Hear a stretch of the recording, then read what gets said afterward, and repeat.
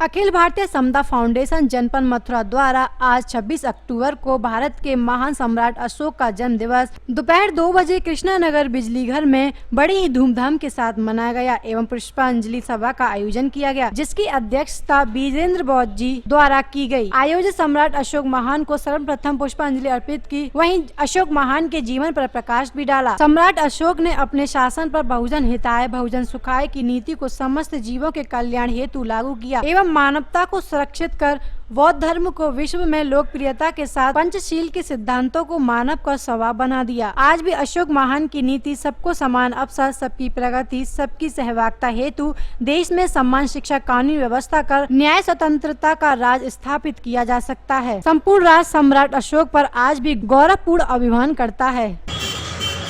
संसार के महान सम्राट, भारत के चक्रवर्ती सम्राट, मानवता के अग्रदूत, मानवता के संरक्षक, बौद्ध धर्म के संरक्षक, संसार में भाईचारा प्रेम का संदेश को प्रचार प्रसार करने वाले महान शासक, महान चक्रवर्ती सम्राट अशोक का जन्मोत्सव समारोह है। आज अशोका विजयदशमी के अवसर पर मैं सम्राट अशोक जी के जन्म दिवस पर समस्त ब्रजवासियों के साथ पूरे राष्ट्र को कोटि कोटि नमन करता हूं और उनको हार्दिक बधाई देता हूं।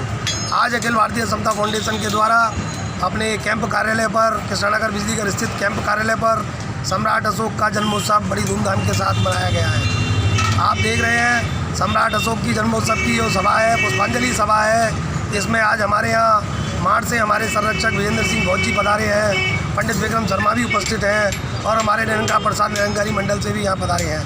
मैं आप सभी का, हमारे पंडित सुभाष चंद्र शर्मा जी भी यहाँ उपस्थित हैं और मैं आप सभी लोगों का, इन लोगों के साथ, सभी साथियों के साथ, पूरे ब्रजमंडल का ही नहीं पूरे राष्ट्र का एक बार पुनः नमन करता हूं।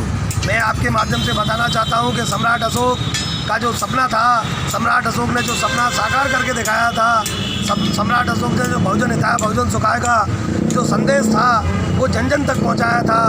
उस बहुजन हिताय बहुजन सुखाय के संदेश को आज भी लागू करने की ज़रूरत है। आज भी प्रासंगिक है वो विचार।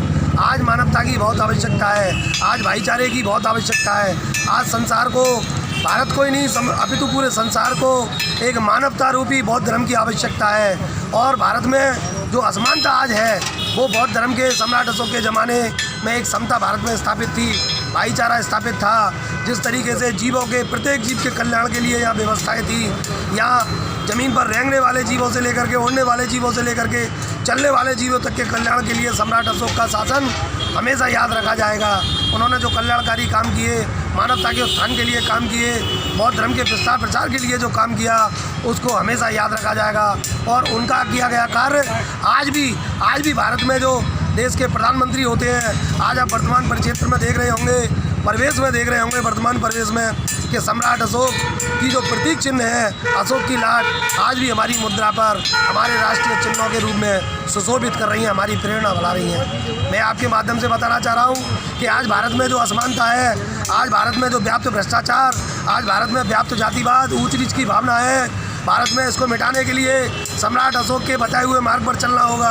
सम्राट अशोक का बताया हुआ मार्ग बौद्ध धर्म का मार्ग है, मानवता का मार्ग है, एकता का मार्ग है। और इसके लिए ज़रूरी है सबकी सहभागिता हो, सबकी प्रगति हो, सबकी सहभागिता हो, सबकी प्रगति हो और सबकी उन्नति हो और सबको समान अवसर मिले। इसके लिए मैं आज से संकल्प लेता हूँ कि भारत के अंदर समान शिक्षा कानून व्यवस्था लागू होनी चाहिए। जब भारत में समान शिक्षा कानून व्यवस्था लागू होगी, जब समान अवसर मिलेंगे, समान प्रगति होगी और जब समान प्रगति होगी मित्रों, तो समान सहभागिता होगी और जब सबकी सहभागिता होगी तो सम्राट अशोक के शासन का, सम्राट अशोक के जैसा शासन भारत में पुनर्स्थापित होगा और तब हम सब मंगल गीत गाएंगे और मंगल बधाइयाँ देंगे। मैं आज के अवसर पर आपको पुनः एक बार बधाई देता हूँ। जय भीम, जय भारत।